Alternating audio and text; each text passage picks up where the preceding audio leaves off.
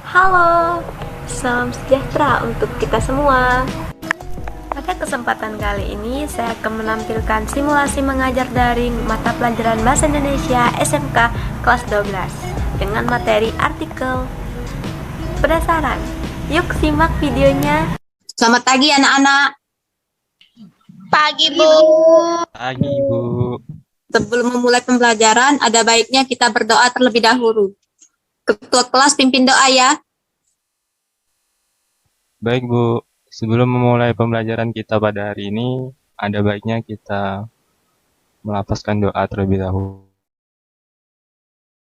Kompetensi masing. Berdoa, mulai. Berdoa, selesai. Apakah semua sudah bergabung di Zoom? Sudah, Bu. Sudah, Bu. Bagus anak-anak. Lalu apakah semua sudah mengisi daftar hadir di Google Form yang sudah Ibu kirim di WhatsApp group? Sudah, Bu. Sudah, Bu. Bagus anak-anak. Ibu sampaikan tujuan pembelajaran kita hari ini ya. Baik, Bu. Ibu saya screen dulu. Kelihatan tidak, Nak? Iya, Bu. Terlihat, Bu. Baiklah. Ibu sampaikan tujuan pembelajarannya. Jadi materi pembelajaran kita pada pertemuan kali ini tentang unsur kebahasan artikel yang berkaitan dengan bidang pekerjaan. Anak-anak sudah pernah membaca artikel belum? Sudah, Bu. Sudah, Bu. Bagus. Sebelum membahas apa-apa saja unsur kebahasan artikel, kita harus tahu terlebih dahulu apa itu unsur kebahasaan atau bisa disebut juga kaidah kebahasaan. Apa sih unsur kebahasaan itu? Ayo anak-anak, ada yang tahu? Boleh raise hand atau langsung bersuara ya. Saya, Bu. Ya, Anggi, silakan, Nak. Jadi, unsur kebahasaan atau kaidah kebahasaan merupakan standar, acuan, atau tata kebahasaan yang terdapat di dalam teks yang digunakan sebagai penanda. Kaidah kebahasaan tiap-tiap teks berbeda-beda tergantung pada jenis atau kategori teks tersebut. Bagus sekali, Anggi. Ya, jadi unsur kebahasaan atau bisa juga disebut kaidah kebahasaan merupakan standar acuan atau tata kebahasaan yang terdapat di dalam teks yang digunakan sebagai penanda. Kaidah kebahasaan tiap teks berbeda-beda, bergantung pada jenis atau kategori teks tersebut. Nah, lalu unsur kebahasaan dalam artikel yang pernah dibaca itu bagaimana? Formal atau non-formal? Formal, Bu. Formal, Bu. Formal, Bu. Benar sekali ya, bagus. Nah, namun unsur kebahasaan artikel berkaitan dengan bidang pekerjaan yang menjadi materi pertemuan hari ini tidak hanya formal saja ternyata. Loh, kok tidak hanya formal saja, Bu? Lalu apa saja ya anak-anak? Ayo searching di Mbah Google apa saja ya? Yang duluan menemukan jawaban di Mbah Google boleh raise hand atau langsung bersuara ya anak-anak. Baik, Bu. Baik, Bu. Baik, Bu. Ayo, siapa yang sudah ketemu jawabannya duluan? Langsung bersuara Saya, saja. Bu. Ya, silakan Maria. Apa saja nak unsur-unsurnya? Menggunakan bahasa formal, menggunakan istilah teknis tertentu, disusun dengan runtut dan logis, menggunakan kalimat efektif, bersifat objektif, dan menggunakan sumber data yang sahih, Bu. Bagus Maria. Tepuk tangan anak-anak. Nah, Maria pintar dan keren sekali. Anak-anak ibu yang lain juga pintar dan keren. Pasti semuanya sudah ketemu jawaban dari Mbah Google ya. Mari ibu jelaskan lebih lanjut. Ini dia unsur kebahasan artikel. 1. Menggunakan bahasa formal. Berarti bahasa itu harus ragam baku dan sesuai dengan pedoman umum ejaan bahasa Indonesia atau PUEB. 2. Menggunakan istilah teknis tertentu. Karena artikel adalah salah satu tulisan yang berkaitan dengan topik atau tema artikel ilmiah. Atau dengan kata lain, pendekatan yang serupa dengan karya ilmiah.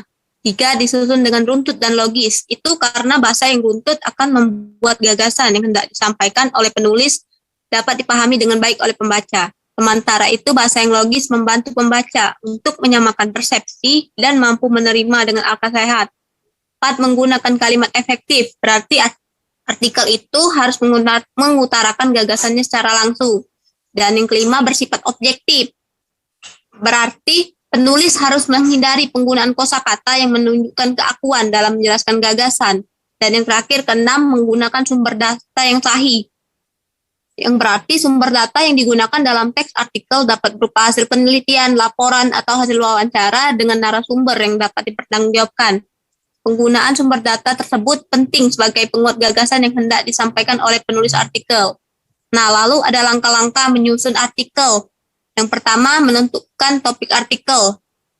Hal pertama yang harus dilakukan sebelum menulis teks artikel adalah menentukan topik yang akan dibahas. Topik yang dipilih dapat berasal dari isu-isu yang sedang hangat dan banyak diperbincangkan, baik dalam bidang politik, teknologi, sains, lingkungan, maupun sosial.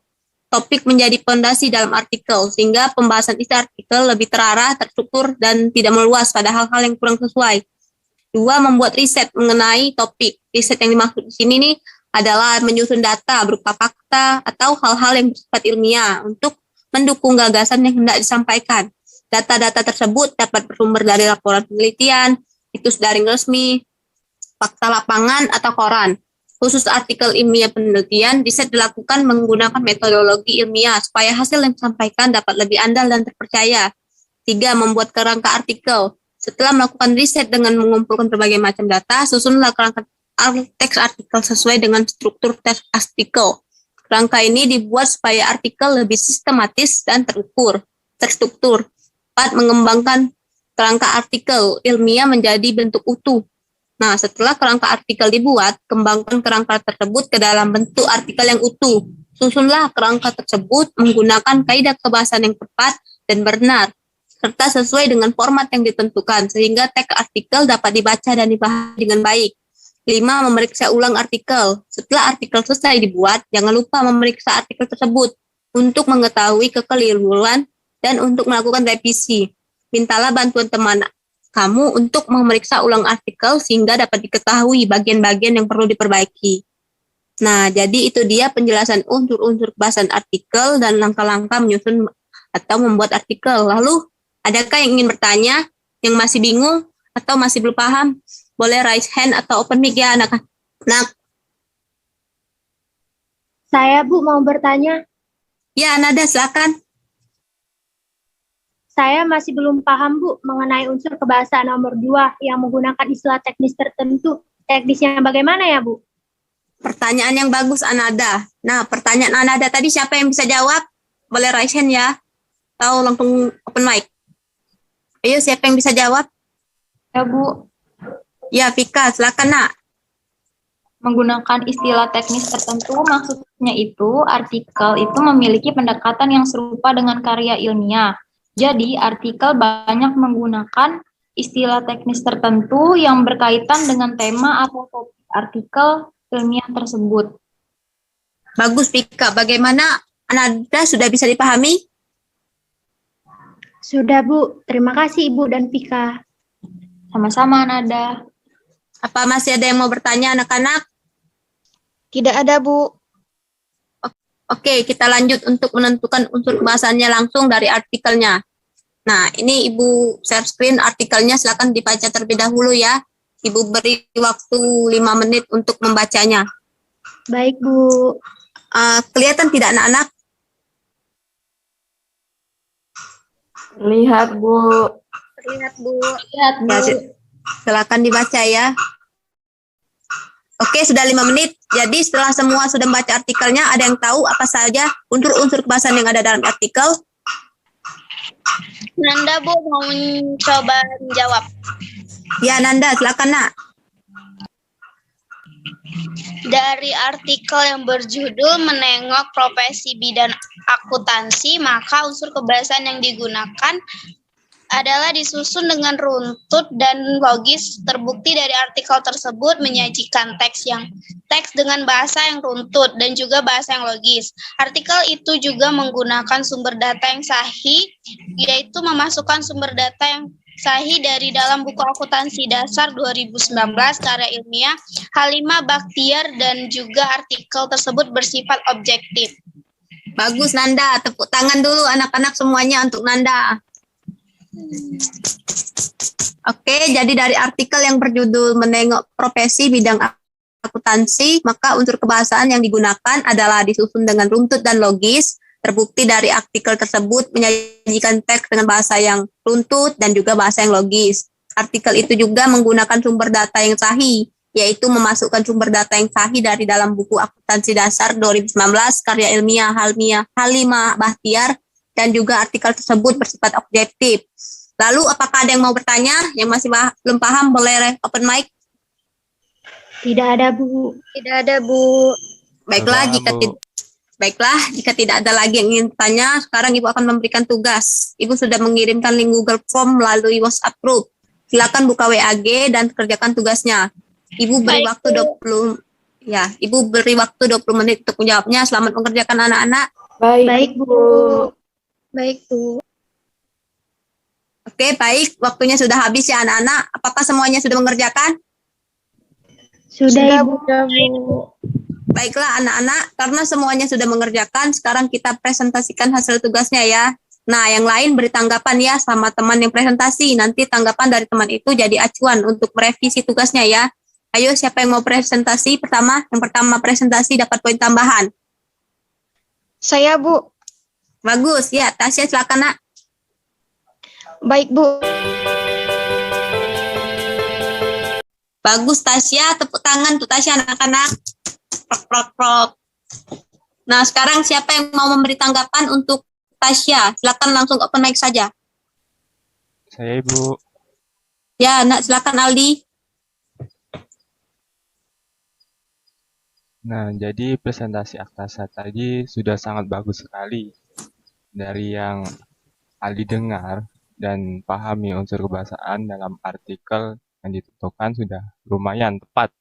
Hanya menurut Aldi kurang satu unsur saja dari kebahasaan itu, yaitu yang bersifat objektifnya.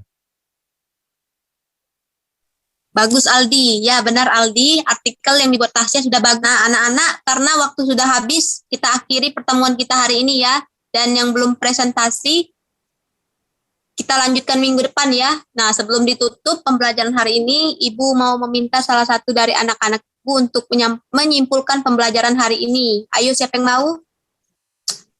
Saya, Bu. Bagus, Audi, silakan nak. Jadi kesimpulannya, Tepuk tangan dulu anak-anak untuk Tuti. Keren-keren. Oke, sebelum pertemuan hari ini berakhir, Ibu mau menyampaikan materi untuk pertemuan selanjutnya yang masih membahas artikel yang merupakan lanjutan dari materi hari ini. Sekaligus, Ibu akan memberi tugas pengayaan. Tugasnya sudah Ibu kirim di WhatsApp group ya anak-anak. Tugas ini bukan untuk memberatkan, tapi untuk membuat anak-anak semakin lebih mendalami materi hari ini. Nah, bahkan anak-anak bisa menerbitkan artikel di koran, bahkan di blog. Wow, Ibu membayangkannya saja sudah keren banget. Pasti ya anak-anak. Oke, untuk pertemuan hari ini itu saja. Kita tutup dengan doa ya. Ketua kelas pimpin doa ya. Baik, Bu. Sebelum mengakhiri pembelajaran kita pada hari ini, ada baiknya kita berdoa terlebih dahulu. Berdoa menurut kepercayaan dan agama masing-masing. Berdoa mulai.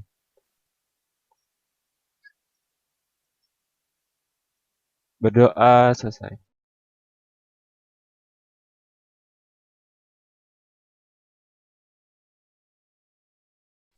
Baik, Ibu akhiri pembelajaran hari ini. Semoga ilmu yang didapatkan hari ini bermanfaat. Akhir kata terima kasih dan selamat pagi anak-anak.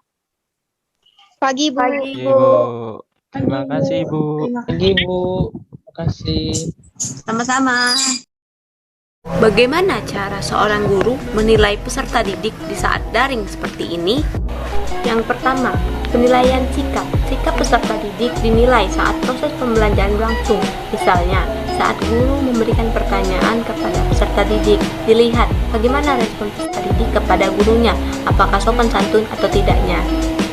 Lalu, yang kedua, penilaian pengetahuan dilakukan dengan cara guru memberikan tugas kepada peserta didik untuk menentukan unsur-unsur kebahasaan dalam artikel dan membuat artikel berkaitan dengan bidang pekerjaan dengan memperhatikan unsur-unsur kebahasaan. Lalu yang ketiga, penilaian keterampilan. dengan cara guru memberikan tugas kepada peserta didik untuk praktek mempresentasikan artikel berkaitan dengan bidang pekerjaan yang telah dibuat dengan memerhatikan unsur-unsur kebahasaan. Teman-teman, sekian simulasi mengajar daring saya. Semoga dapat bermanfaat